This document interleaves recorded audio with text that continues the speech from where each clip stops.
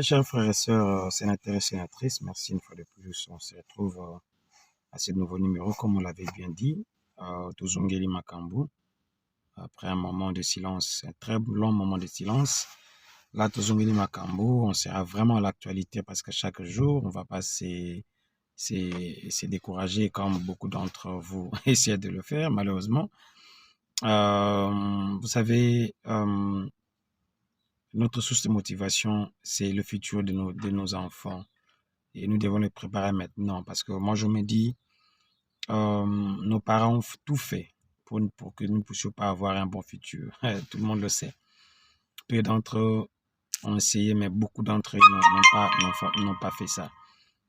Alors, moi, je m'étais dit, non, je dois préparer le futur de mes enfants, je dois préparer le futur de mes arrière-grands-enfants et pour qu'ils sachent que non, leur grand-père ou arrière-grand-père a eu quand même les soucis de cette génération. Pour moi, c'est une génération future, mais pour eux, ça sera une génération présente. Vous savez, on a suivi à la télé les histoires là de Lobito, le port de Lobito. Joe Biden est en Angola, accompagné de certains présidents, tout ça. Félix les a rejoints. Après son match de football, son loisir de football, les a rejoints. Et beaucoup d'entre nous, sincèrement, je vous dis, on ne savait pas qu'est-ce qui s'est passé exactement. Alors, nous avons quand même eu le temps de checker, de voir qu'est-ce qui se prépare à Lobito. Parce que Lobito, c'est l'Angola en réalité, ça ne concernait pas la RDC. Mais en réalité, lorsqu'on est entré en profondeur, mes chers très amis, pour vous qui se bombez encore le torse, dire que nous allons soutenir Fatou Béton, vous serez déçus. Vous serez déçus. Mais permettez-moi de commencer d'abord par commenter l'actualité, parce que Bemba était passé à la télé, sur Top Congo FM, il a dit ce qu'il pouvait dire. Il y a une chose que les gens ne comprennent pas sur Bemba. Les gens ne connaissent pas Bemba. Beaucoup d'entre vous me connaissent. Ils savent que nous avons côtoyé Bemba. De près. On connaît qui est Bemba. On connaît sa vision. On connaît ses motifs. Qu'est-ce qui lui motive de faire la politique? Pourquoi, pour rien au monde, Bemba a été toujours sur le premier plan? C'est simplement, Bemba, c'est quelqu'un qui aime de l'argent. Donc, Bemba est prêt à brader tout pour de l'argent. Donc, son train de vie, il veut toujours le maintenir. Alors, lorsqu'il parlait des... Moi, je vais renvoyer les gens de l'IDPS de vraiment essayer d'analyser ses propos. Essayer d'analyser ses propos. D'abord, de un, sachez-le bien que tout ce qui se passe ici, toutes ces bêtises ici, Bemba, demain, il va le mettre sous le dos de Félix. Que vous le voulez ou pas. Il a été toujours comme ça. Ça, c'est de un. De deux, Bemba n'a jamais été marionnette de qui que ce soit. Il fait l'imbécile aujourd'hui, mais il sait si pourquoi il fait l'imbécile. C'est un chevronné de la politique, c'est un chevronné du vol, c'est un chevronné du désordre. Donc, les gens qui pensent que non, on peut manipuler Bemba, moi, on a vu Bitinda, tout ça, vous vous trompez, sincèrement, vous vous trompez. Bemba, ce n'est pas quelqu'un qu'on peut manipuler facilement, qu'on peut tromper facilement, qu'on peut déjouer facilement. C'est un monsieur qui connaît la politique très bien, qui a des relations et des racines bien assises. Il vous a rectifié en disant il n'y aura pas changement de constitution, il y aura, comment on appelle ça, révision de la constitution. Parce que les changements n'existent pas dans la constitution. Il faut aller analyser ça très bien. Il vous envoie déjà des signes, mais petit à petit. Et il y a beaucoup de petites choses qu'il a dit. Bon, moi, sincèrement, c'est pas un monsieur que moi, je prends mon temps de les suivre parce que je le connais tellement très bien. C'est pas aujourd'hui qu'il va changer. Et moi encore, c'est pas moi qui va le changer. Même s'il me dit qu'aujourd'hui, Bemba devient un pasteur. On ne sait jamais. Dieu peut changer quelqu'un, mais sincèrement, je le connais très bien. C'est un monsieur qui ne saura jamais inspirer confiance, qui ne me saura jamais inspirer confiance dans ma vie. Jamais, jamais, jamais. Donc, les gens de l'IDPS, faites attention. faites très très attention. Ces dires sont très clairs et des fois codés. Demain, tout ce que vous faites ici, ça va se retourner contre vous. Il vous dira, je fais ma part. Et le reste, c'était pas moi. Il a été toujours comme ça. Revenons à notre sujet principal qui est l'Obito. Je vous mets maintenant là, présentement là, cette carte qui a été négociée à Luanda. Sincèrement, et ça n'a pas passé. D'abord, de par la Constitution, le traité international, tout ce qui concerne l'extérieur du pays où la RDC doit s'engager dans quelque chose qui est très très lourd et quelque chose qui est très très important, on associe le Parlement. Je parle des chambres, le Sénat et l'Assemblée nationale. Si le président se permet lui-même d'aller négocier des histoires pareilles, c'est très très dangereux. L'Angola, qui fait appel à ce sommet-là, la Zambie, qui rejoint ces sommets-là, et l'autre président, je me pose des questions. Est-ce que la RDC comprend son rôle? On parle de minerais du Congo qui doit être acheminé aux États-Unis. Mais c'est l'Angola qui organise ces sommets, rejoint par la Zambie. Je me pose des questions. Ce sont des minéraux angolais, des minéraux zambiens ou des minéraux congolais? Donc, nous avons un président qui subit à tout moment. Et demain, il viendra encore c'est lamenter. Oh non, Angola commis nani contre Ngai, Lorenzo a commis contre Ngai et tout ça. Alors qu'au premier plan, ça devait être nous qui devions organiser ça. Joe Biden devait être à Kinshasa. Et si on devait appeler l'Angola ou la Zambie, c'est un terme peut-être de termes comme de... je me rappelle encore le cuivre du Katanga. Il y a une partie qui est en Zambie. La Zambie peut être associée. Mais qu'est-ce que l'Angola fait? A dit aux États-Unis, nous allons piller le Congo et ça va passer par chez moi. Je vous envoie cette carte-là. Regardez au moment où je vous parle, regardez cette carte-là. Vous avez vu la carte, comment est-ce qu'ils ont planifié les minéraux du Congo, le minerai du Congo, s'il vous plaît, qui vont être extraits au Congo et acheminés par l'Angola et aller aux États-Unis. Qu'est-ce qui manque aux Américains de négocier les minéraux du Congo? Au Congo,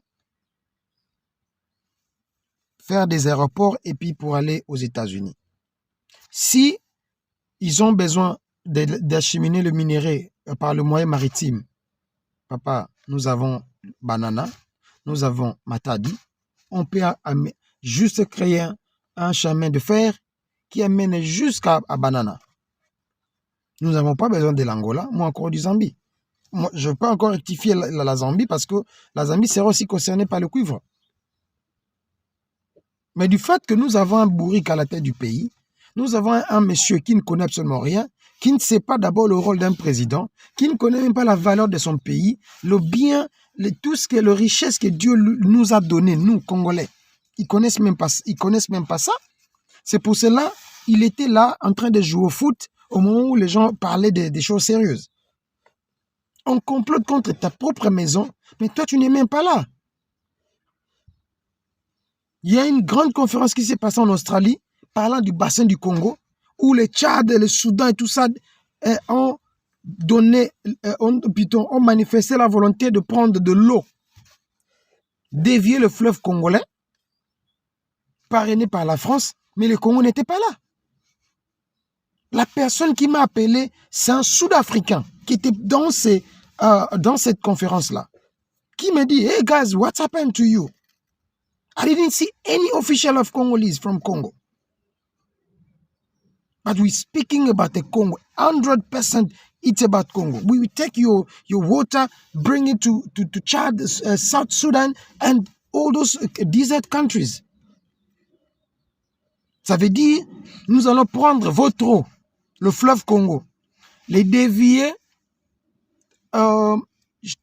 Centrafrique, Soudan, tout Tchad, tous ces pays-là. Et la France a accepté. La France leur a même dit, à une seule condition, je vais renforcer mes bases chez vous. Tout ce qui se passe dans mon pays, nos dirigeants ne le savent toujours pas. Pour lui, c'est les jouissances, c'est les avions, c'est les pillages, les détournements. C'est ce qui est bon pour lui. Mais pensez au Congo et aux Congolais. Ce n'est pas dans sa tête. Regardez cette carte-là très très bien. Vous verrez comment est-ce que... mais sincèrement, ce sont des pillages qui s'est fait au vu et au su de tout le monde. Mais personne ne va intervenir parce que nous avons un bourrique à la tête du pays.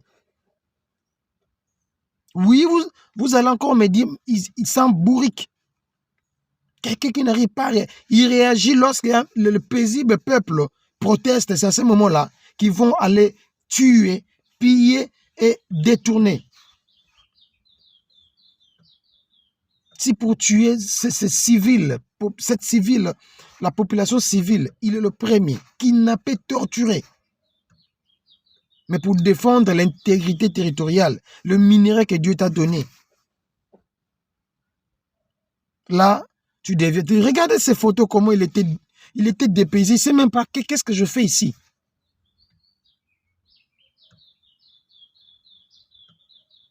Ils ont passé.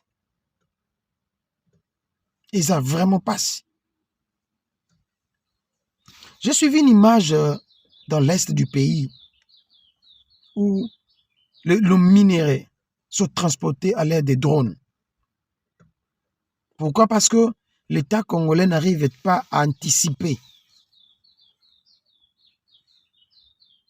L'État congolais n'arrive pas à anticiper en termes de protection de nos ressources. Seigneur, je ne sais pas me mettre à la place de Dieu, mais je pense que Dieu regrette pourquoi il a donné tous ces minéraux congolais. Il t'a donné l'intelligence, la sagesse, tout ce qu'il faut, mais tu n'arrives pas à les préserver, tu n'arrives pas à les protéger, tu n'arrives pas à l'exploiter. Mais tu es le premier à pleurer. Rwanda, c'est ici, Rwanda, c'est là. La communauté internationale, les opposants, l'Église catholique, la Constitution. Dites-moi ces chapitres-là, ou bien cette loi-là, qui t'interdit de faire du bien pour ton peuple. Dites-moi dans la Constitution. Je l'ai dit à ma vidéo d'hier. Passez à la télé, faites une conférence de presse, ou bien un point de presse.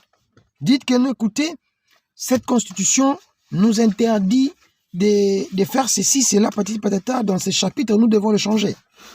Et en parlant de changement, le problème de Félix, c'est même pas question de changement ou bien de révision. À chaque fois qu'on aura touché la Constitution, le mandat de président en cours tombe. Lorsque ce mandat tombe, ça veut dire qu'il peut encore se représenter pendant 2 fois. Et pour la deuxième fois, qui fera la 4e fois, il peut encore changer 2 ou 3 articles. Il va encore se représenter une autre 2 fois. Qui fera 6 fois, fois 5, donc 30 ans. Allez-y comprendre. Pour vous qui plaidez, Moukwatombolo, Nantotondi, patati patata. Je n'ai jamais vu un peuple comme ça, naïf. Un peuple qui a ça, mais qui n'arrive pas à se servir de ça.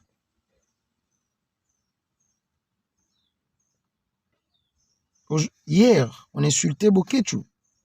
On disait n'importe quoi, patati patata. Mais des fois, Boketu réfléchit très bien et plus mieux que beaucoup d'entre ces intellectuels-là congolais. Parce qu'il avait compris que non. Quelqu'un qui se fait appeler intellectuel, mais qui dit aux jeunes, non, jeunesse, mais écoutez, un papa démissionnaire. Un papa démissionnaire. C'est vraiment triste. J'ai toujours dit que le Congo paye le grand prix parce que cette population se sent détournée de Dieu. Je ne suis pas là pour parler des religions ou quoi que ce soit, mais ce que nous vivons, c'est ce que les Israélites ont vécu. Nous sommes en esclavagisme dans notre propre pays. Nous sommes pris en otage par nos propres dirigeants. Parce qu'ils savent. Parce que nous sommes des imbéciles. Désolé de dire ça.